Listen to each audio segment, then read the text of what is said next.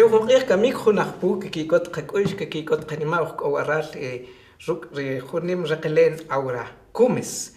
En estos momentos damos la bienvenida a la doctora en antropología, maestra en ciencias sociales y escritora Maya Capchiquel, usapetik quk an Aura Cumes, chanem pues kakan jun tzijonem awuk. Pues la verdad para nosotros es un gran gusto platicar con su persona y también pues sus experiencias, su vida académica ha sido muy importante para ir fortaleciendo y dando ideas para nuestra audiencia. En este caso, pues vamos a iniciar con la primera pregunta que queremos hacerla y se refiere entonces a qué patrones culturales de la colonia se mantienen vivas en la actualidad. Si nos hiciera favor de compartir con nosotros. Muchas gracias, licenciado Modesto Baquiash. Es un gusto dialogar con usted y pues con las personas que nos escuchan. El planteamiento es que el problema colonial es permanente. Es decir, que empezó en un momento, empezó en el siglo XVI o 1524 y se mantiene en la historia de este país, de toda Ayayala y de nuestros pueblos. Estamos entendiendo lo colonial o la dominación colonial como la imposición de una sociedad sobre otra. Y bueno, entonces atendiendo a la primera pregunta que usted hace, esa imposición de un mundo sobre otro suele tener una intención de totalidad, es decir, que cuando el mundo, parte del mundo occidental, con lo que ahora es España, llega a nuestras tierras, busca invadir la totalidad de nuestra existencia. Entonces, por ejemplo, busca eliminar los idiomas y en gran medida ha hecho eso, una eliminación de nuestros idiomas, de las formas de pensar, de la espiritualidad, de los mecanismos de salud, de las formas de entender la justicia, de las formas de gobernar, del quehacer político, de nuestra relación con todo lo que llamamos en este momento Madre Tierra. Es decir, que busca imponerse sobre la totalidad de nuestras vidas, pero algo bien importante que ocurre es que es allí cuando nos inventan a nosotros los pueblos antiguos como indios.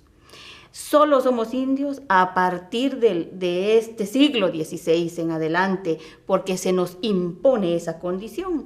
Y ser indio significa no ser dueños de nuestra propia existencia, sino ser seres cuya vida se destina para otros, en este caso para los colonizadores, sus descendientes y demás europeos que vienen posteriormente a nuestras tierras. Es decir, que perdemos la autonomía, perdemos la libertad para construir nuestra propia vida, todo lo que hacemos, los cultivos, la ropa, el cuidado de todo ya no va a ser para nosotras y nosotros, sino va a ser para los otros. Y ahí se impone entonces un poder colonial. No es solo cultural, no es solo cultural. Lo cultural es una parte del problema colonial, porque el problema colonial es político, porque es la imposición de un poder, de un mundo sobre otro. Así lo entiendo. Excelente. Bueno, esta tarea ha sido sin duda muy difícil para nosotros como pueblos.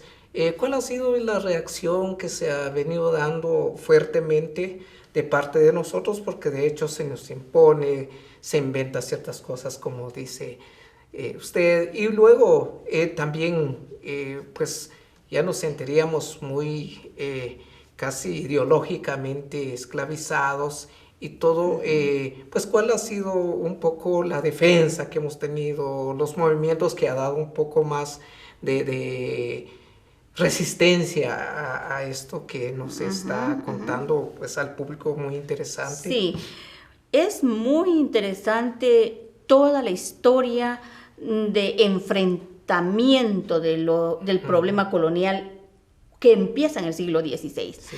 Es decir, que si nosotros vamos a cada territorio, vamos al territorio Cachiquel de Chimché, por ejemplo, hay una gran historia sobre cómo se enfrentaron a los colonizadores. Sí. Si vamos a la historia quiché de Cumarcaj, por ejemplo, hay una historia de resistencia enorme al punto de que pues, los dirigentes fueron quemados por oponerse a las imposiciones de los colonizadores. Vamos un poco ya al área MAM y vemos a Caibil Balam y todas las comunidades que junto con él lucharon. Recordemos que Caibil Balam ha sido expropiado por el ejército cuando fue pues un dirigente importantísimo, como muchos otros. Si vamos al oriente del país, hubo muchas luchas de resistencia. Hubo alrededor de 18 años de una resistencia cuerpo a cuerpo con los colonizadores, que lo hemos olvidado. Cuando uno lee esas historias de las formas en que se enfrentaron, yo pienso que lo que nos genera es agradecimiento a esas luchas que fueron durante esos 18 años antes de que se impusiera otra forma de vida. Pero no lo sabemos, pero no lo estudiamos, pero no nos adentramos a esas historias. Esa fue una forma de enfrentar durante 18 años. Después vienen las leyes coloniales, que le llaman leyes nuevas, y nos organizan a los pueblos de otra manera. Entonces ya surgimos como pueblos de indios y pueblos de españoles segregados, y ya la ley colonial organiza la vida.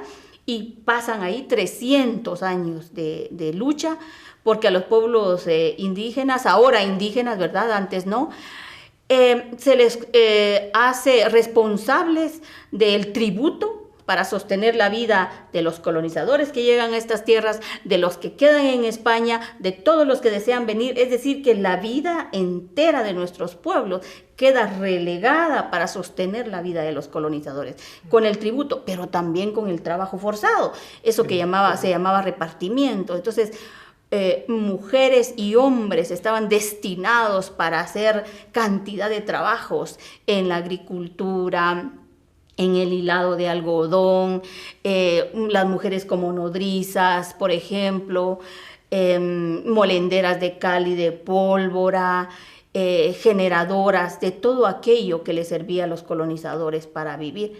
Entonces, pues encontramos allí la manera en que nuestra vida se vuelca, se sacrifica para los colonizadores. Y en todos estos 300 años hubo cantidad de levantamientos, imparables levantamientos, imparables rebeliones, como le llama la historia, ¿no? Que lo que nos indica es que nuestros pueblos no se conformaron nunca con someterse, siempre buscaron formas de rebelarse. Los levantamientos son una cosa, pero también usaron la ley colonial, pero también mandaron cartas al rey, pero también mandaban cartas a las autoridades coloniales, pero también se reunían para pensar qué hacer. Y ahí vamos viendo otros siglos de resistencia. Y así vamos a ver a lo largo de la historia que la resistencia de los pueblos no ha parado. Y sin embargo ahora se piensa que es hasta ahora que estamos luchando. Las luchas que empiezan después de los acuerdos de paz es otra forma de lucha. Sí. Pero no es la primera lucha. Los pueblos han luchado a lo largo de toda la historia. Es muy interesante, doctora, esta parte que nos ha hecho a nosotros pues, seguir una lucha permanente con los cambios que se ha dado.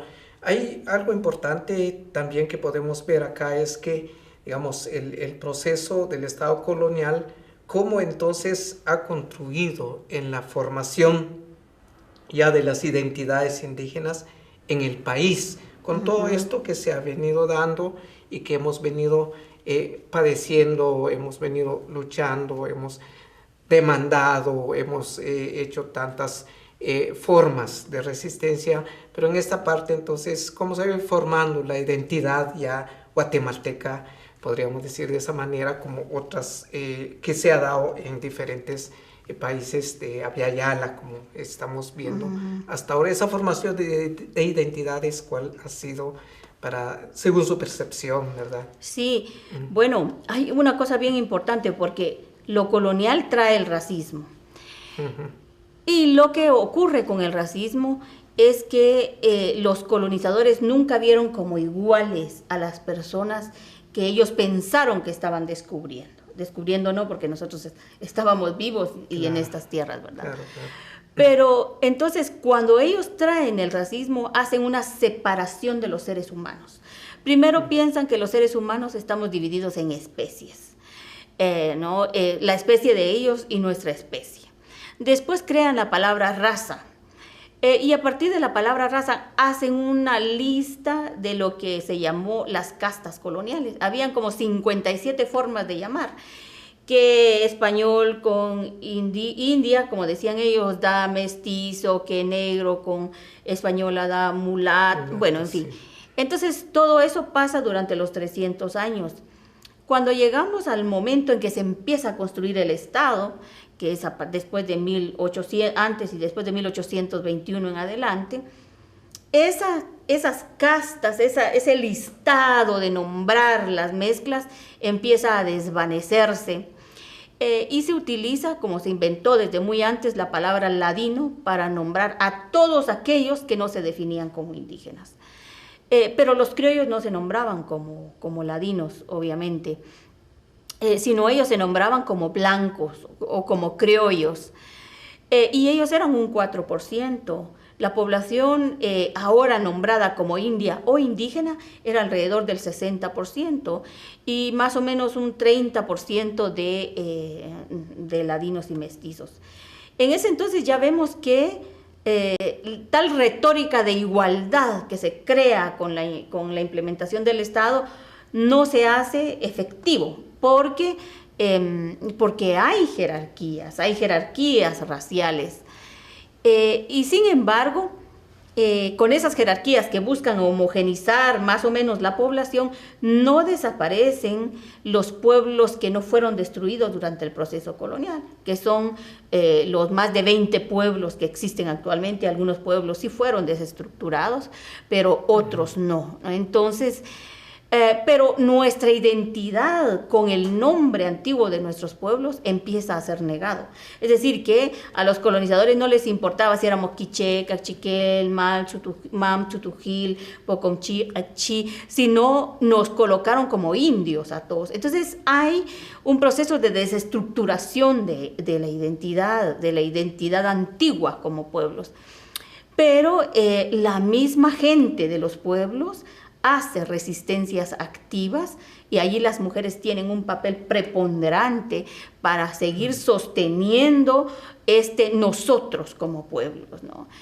Nosotros como pueblos y en una construcción horizontal. No hay un pueblo que se vea superior a otro, sino todos tendríamos como la misma categoría, por así decirlo, y en subordinación frente a los colonizadores.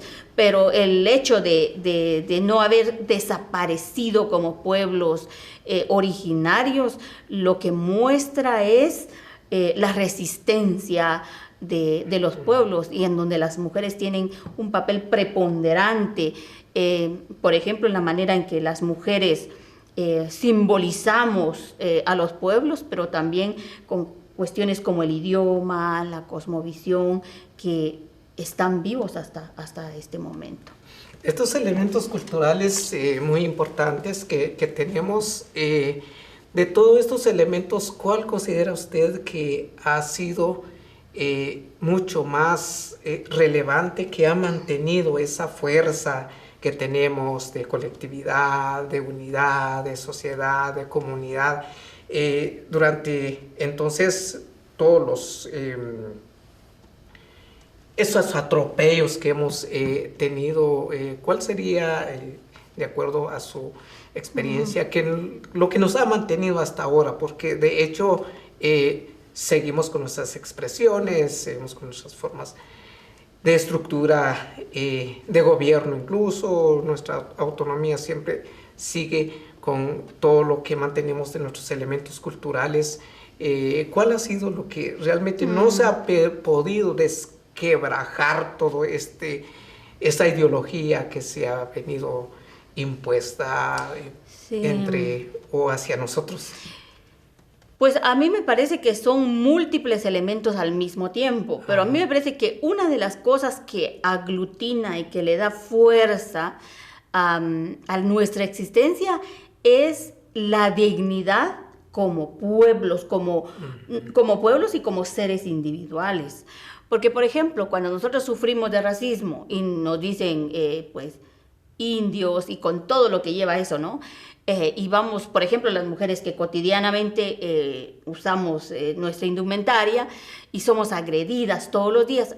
Alguien piensa, y bueno, si son agredidas todos los días, ¿por qué es que no se ponen vestido? Bueno, hay muchas mujeres y hombres más que buscarán esa solución, ¿no? Para que no me agredan, pues yo me voy a vestir como ladinas, y como aquí muchos indígenas y ladinos nos parecemos tanto, aunque hay un imaginario de que no, pero sí. Entonces hace que mucha gente se vaya asimilando o diluyendo, pero hay mucha gente que no hace eso, sino dice, porque este es mi caso, si ellos piensan que yo soy india, que soy tonta, si hay una degradación sobre mí, lo que yo respondo es con la articulación, la construcción de una dignidad positiva de lo que soy. Entonces pasa eso con las personas y pasa eso con los pueblos. Que no me define el ojo colonial, no me define el ojo del opresor, porque sabemos que no somos así. Entonces, desde lo que somos, desde la dignidad que nos han venido formando, lo que hacemos es estructurar una dignidad de lo que somos y a partir de allí existir. Y por eso los pueblos no se han desvanecido y por eso yo le doy mucha importancia en esto a las mujeres, porque a pesar de que somos humilladas públicamente todos los días, nosotras construimos una dignidad o autoestima, como se diría en otros términos, ¿no? Pero esa palabra no, siento que queda muy corta. Construimos una dignidad como pueblos y esa dignidad nos ayuda a crear mecanismos para poder existir desde nuestras propias posibilidades. Y ahí, por ejemplo, si no existieran los idiomas, los pueblos no fueran tan sólidos. Si las mujeres no usáramos los hermosos trajes que usamos todos los días, los pueblos tampoco no se definirían, digamos, con esa fuerza cultural importante. Si las autoridades indígenas se hubieran desvanecido totalmente hace mucho tiempo, tampoco existiría la fuerza. Si las comadronas no estuvieran dando atención en los pueblos, mucha gente hubiera muerto, porque en los hospitales se mueren. Entonces tienen un papel importante. Si las y los Omanel, que diríamos en todos los pueblos, las y los sanadores, no nos atendieran, nuestro pueblo estuviera mermado. Si no cultiváramos nuestros alimentos, maíz, frijol, hierbas y todo lo que nos da vida, ¿quién nos daría de comer? O sea, son los pueblos los que generan su propia existencia. Y así, de esta manera, creo que desde múltiples lugares hemos construido los mecanismos para vivir desde nuestros propios esfuerzos. El Estado no. El Estado, desde mi punto de vista, ha sido el peor enemigo de los pueblos indígenas. Y todo el tiempo ha querido destruirlos porque los pueblos originarios han cuidado lo que al Estado le interesa y le sigue interesando en este momento. Entonces estamos vivos, digo yo, los pueblos, a pesar del Estado, con nuestras propias fuerzas. Eso no significa que en este momento sigamos sufriendo una agresión tremenda, ¿no? Y debemos estar alerta por nuestra existencia que siempre está en peligro. Pero si estamos vivos los pueblos, es gracias a nuestros propios esfuerzos frente a un Estado que ha sido depredador de nuestra vida. Muy interesante, doctora, toda esta forma de manifestación de dignidad que tenemos, y eso ha sido una fuerza muy importante, integrando lo que nos decía de todos los elementos que estamos viviendo, y ha dado fuerza como ahora que ha tenido mayor relevancia el caso de nuestra medicina, por ejemplo, natural, que hemos sufrido todos los embates de los tiempos y el virus que nos ha afectado bastante. Sobre todo hemos podido aplicar gran parte de nuestra experiencia científica que hemos tenido en estos tiempos Hay algo muy importante que nos está compartiendo acerca ya entonces el camino que vamos a seguir siempre en todo esto estos tiempos y todas las esperanzas y horizontes que nos queda siempre por trabajar. Claro, ha cambiado muchas cosas, pero también nos ha hecho mucho más daño otras que ideológicamente se ha diseñado como una cultura hegemónica en el país. Pero entonces, ¿cuál sería el camino que debemos de tomar como pueblos indígenas en este contexto histórico colonial que estamos viviendo actualmente? Bueno, realmente es muy largo hablar sobre eso, pero el camino es el trabajo que cada quien ha hecho, su aporte en múltiples campos. Por ejemplo, a mí me parece que los pilares de la dominación colonial se mantienen bien parados, y para mí son más o menos cuatro. Uno es que con el sistema de dominación colonial a nosotros nos colocan como servidumbre de este país. Es decir, que los mayas cuando nacemos somos vistos como la servidumbre y se construye para que nuestra existencia esté en el campo de la servidumbre. Eso hay que romperlo. Por el otro lado, se nos plantea que nosotros no somos sujetos políticos. Es decir, que los mayas no tenemos derecho a hablar, a protestar, porque como somos sirvientes en este marco de que hemos sido construidos, entonces un sirviente no protesta, un esclavo no protesta, y cuando protesta merece que se le pegue, merece que se le controle y merece morir si no se controla. Entonces, nosotros hemos surgido bajo la idea de que somos insurgentes siempre. Y si leemos las crónicas coloniales, se ve así, se trata. Todos los movimientos que han surgido a través de la historia han sido aplacados con violencia. No se escucha. Y eso está pasando en este momento. Cuando los pueblos indígenas o las organizaciones o las autoridades o las mujeres hablamos, inmediatamente se está pensando, estos que trabajen, estos son violentos. No se nos escucha porque no tenemos calidad de sujetos políticos. Entonces lo que aquí necesitamos construir es la calidad de sujetos políticos, es decir, que cuando hablemos se nos escuche, o nosotros debemos exigir ser escuchados. Cuando decimos, en este país hay racismo, el racista inmediatamente dice, ay, por cualquier cosa se enojan. Es decir, que el racista piensa que su palabra es la única que cuenta y que su vida es la única que cuenta. ¿Esto qué significa? Que la democracia está, si es lo que buscan, digamos, en el Estado, está realmente por los suelos. Es un país con una estructura tremendamente racista en donde no hay posibilidades de pluralidad. Entonces necesitamos construirnos como sujetos políticos. La tercera cosa es que entonces cuando nosotros hablamos, lo que se utiliza para arremeter contra nuestras propuestas es la violencia. Entonces necesitamos criticar el uso de la violencia contra las propuestas de los pueblos indígenas, porque vamos a ver ahorita todas las y los defensores de la vida, del territorio, se usa la ley en su contra, se usan las armas en su contra, el Estado y el empresariado están coludidos para poder desestructurar esas luchas. Bueno, entonces estos tres elementos me parece a mí sumamente importante: luchar para dejar de ser vistos como la servidumbre, ser sujetos políticos, que la violencia no se use en contra nuestra, y recuperar la autonomía por nuestra existencia. Es decir, que nosotros debemos construirnos como aquellos sujetos con derecho a vivir, a reclamar este territorio que ha sido nuestro alrededor de hace más de 20.000 años, ¿no? Entonces, y las luchas están en diversos caminos, es decir, que la lucha por la defensa del agua, de la tierra, de los cultivos, de las semillas nativas, la lucha de las mujeres de casa que trabajan en casas particulares, que la historia las fue colocando ahí, las luchas de las autoridades ancestrales, de las tejedoras, de las comadronas, el arte, los idiomas, todo es necesario, porque si la colonización lo que vino es a buscar romper la integralidad de la vida, toda la vida de los pueblos necesita ser reestructurada. Entonces, lo cultural es uno más. Si necesitamos reestructurar en la totalidad de nuestra existencia y repensar también la manera en que fuimos imaginados antiguamente para tener horizontes políticos distintos.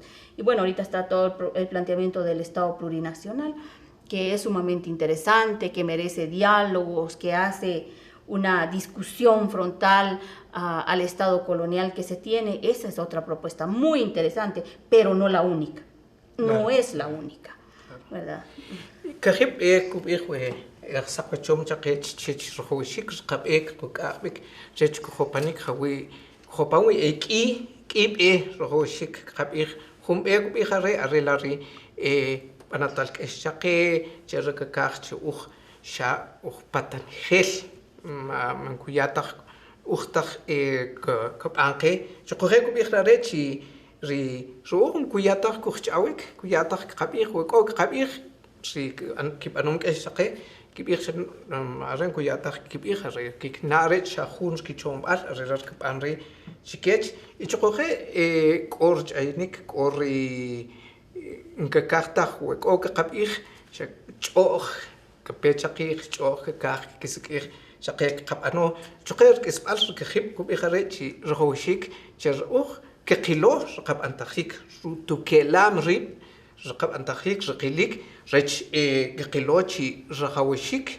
ne rqab antajik cha rhawishik rqilik rhawishik patanishik ruchomashik rqab ano sublahni mubanik shaqunam la kele kaj ki koj ki chuab chernimak que han chubil kibr que chomajare rqachomajos sublahus. Interesante los 4 elementos o caminos, y como decía acá la doctora, no solo es prácticamente un camino. Ahora hay varios caminos que hay que tomar. De hecho, han sido importantes muchas propuestas, muchos caminos que justamente se debe de tomar, y en este caso llama mucho la atención al decir que pues nosotros debemos ser sujetos políticos. Prácticamente si tenemos que hablar, tenemos que decir, pues hay muchas y muchos por hablar han tenido dificultades, pero de hecho tenemos que hablar.